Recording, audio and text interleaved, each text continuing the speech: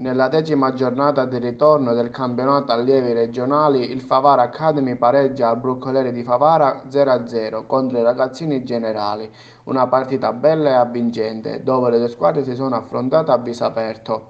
I favaresi, dopo le dimissioni di mister Vigneri, la squadra ora affidata a Tonino Cusumano, che in netta ripresa hanno concretizzato ben 7 punti, frutto di due vittorie contro Team Sport Millennium e Amogela e il punto preso sabato contro i ragazzini.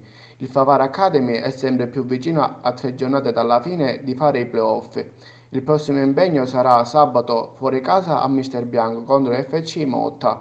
La classifica: Catane Soccer 51, Team Sport Millennium 45, Ragazzini 43, Favara Academy 41, Santa Sofia 35, San Cataldese 30, FC Motta 27, Giovanile Gela 20, Invictus FC 2014 18, Amogela 14, Next City Live l'alto rendimento 13, chiude Catania 1984.